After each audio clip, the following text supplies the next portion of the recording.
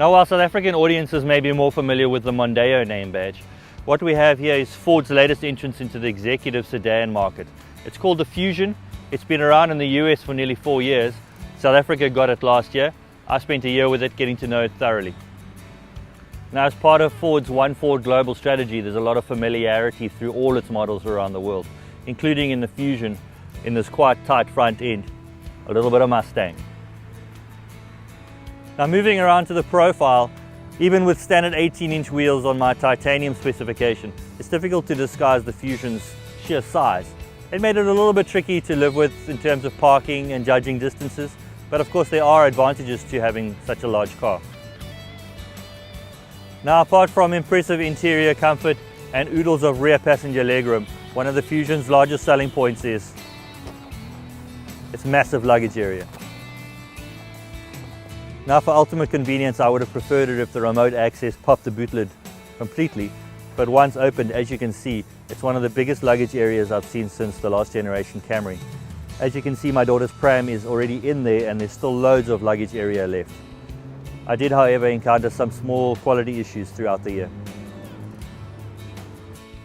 Now, as mentioned, the interior of the Fusion is really nice and comfortable, lots of space, and on titanium specification, lots of nice to have items such as leather upholstery, electric seats, cruise control, and a multifunction steering wheel.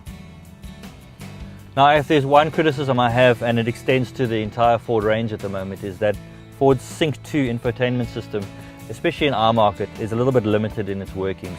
For example, without having satellite navigation, all you get is a longitude and latitude to tell you where you are at the moment. One of the nice things about Ford, especially based on the US market, is that there's a lot of safety features and a lot of them are active while we drive.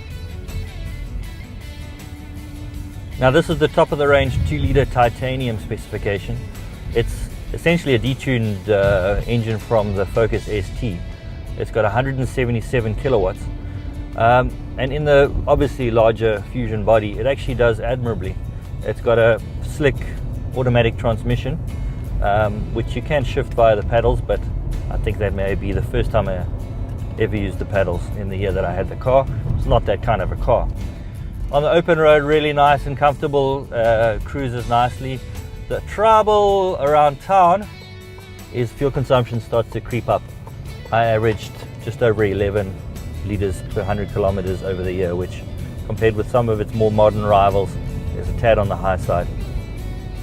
Now, I'm usually one of the first to shy away from the modern safety features, collision avoidance, lane changing things. I just feel that if you're an observant driver, you shouldn't really need those things. Having said that, in the Ford, it's got a pre-collision warning which can be set to 3 sensitivity levels. And actually, admittedly, on one occasion, it did come in handy. A car cut in front of me, I had my daughter in the car, and all the systems kicked in. I'm going to try and recreate it using our caddy up front, just to show you. It's fairly hard to ignore. What happens is it brakes for you and actually even tug the steering.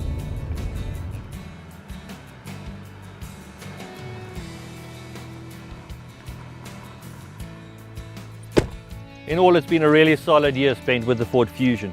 What I really appreciated is its all-round comfort, especially on the long road. And for me, having the amount of interior space, particularly in the luggage area, has been a benefit.